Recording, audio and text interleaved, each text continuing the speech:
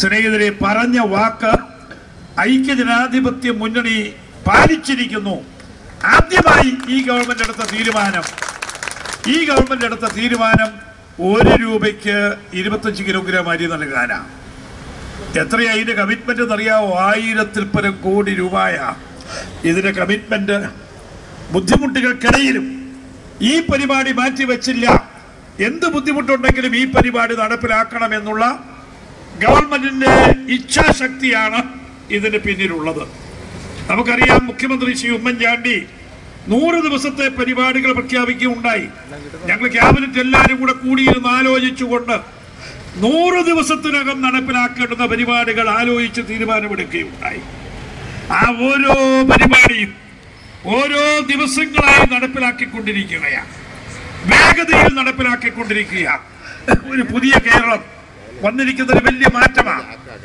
നിങ്ങൾ ഒരു കാര്യം ഞാൻ പറയട്ടെ, ഈ ഓണത്തിന് തന്നെ പാവപ്പെട്ടവർക്ക് കൊടുത്തിരിക്കുന്ന പെൻഷൻ 264 കോടി രൂപയുടെ പെൻഷനാണ് ഈ ഓണക്കാലത്ത് പാവപ്പെട്ടവർക്ക് നൽകിയിരിക്കുന്നത്. വിവിധ വികലാംഗരായ ആളുകൾക്ക്, രോഗികളായ ആളുകൾക്ക്, കർഷക തൊഴിലാളികൾക്ക്, കയർ, കശുവണ്ടി, കൈത്തറി തൊഴിലാളികൾക്ക്, അംഗൻവാടി ടീച്ചേഴ്സിന്, ആശാ വർക്കേഴ്സിന് എന്ന് വേണ്ട ദുർബല വിഭാഗത്തിൽപ്പെടുന്ന വിവിധ ഇനം പാവപ്പെട്ട ജനവിഭാഗങ്ങൾക്കെല്ലാം ഇനം തിരിച്ചുള്ള പെൻഷനുകൾ നൽകുന്നതിന് 264 കോടി രൂപ ഇതിനു പുറമെ ഗവൺമെന്റ് ചെലവഴിക്കുകയുണ്ടായി എന്ന് പറയുമ്പോൾ നമ്മുടെ ഗവൺമെന്റിന്റെ സാമൂഹ്യ പ്രതിബദ്ധത എത്രമാത്രമാണ് എന്ന് നിങ്ങൾക്ക് ഓരോരുത്തർക്കും മനസ്സിലാക്കുവാൻ കഴിയും. ആ നിലയിൽ ഈ ഓണത്തെ സംബന്ധിച്ചിടത്തോളം ഈ ഓണം വരവേൽക്കുന്നത് സന്തോഷത്തോടു കൂടിയാണ്. കൃഷിക്കാരാണെങ്കിൽ എല്ലാവർക്കും 1 ഹെക്ടർ താഴെയുള്ളവർക്ക് മുഴുവൻ പെൻഷൻ കൊടുത്തിരിക്കുക.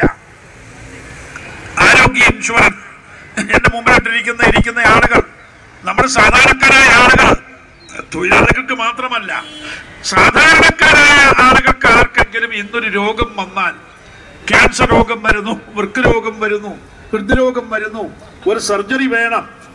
ആരെക്കൊണ്ടൊക്കെ സർജറി പറ്റും, പക്ഷെ നമുക്ക് സ്പെഷ്യാലിറ്റി ഹോസ്പിറ്റലിൽ പോകാൻ ഒക്കുവോ? ഇല്ല. സാധാരണ ഒരു ഹോസ്പിറ്റലിൽ പോയാൽ അതിനുള്ള സൗകര്യം ഉണ്ടോ? ഒരു ബൈപ്പാസ് സർജറി വേണം, അതിനുള്ള സൗകര്യമുണ്ടോ? നല്ലൊരു ഹോസ്പിറ്റലിൽ പോയാൽ 2-3 ലക്ഷം രൂപ, 1-2 ലക്ഷം രൂപ, 2 ലക്ഷം രൂപ ഇല്ലാതെ ഒരു സർജറി നടക്കുമോ?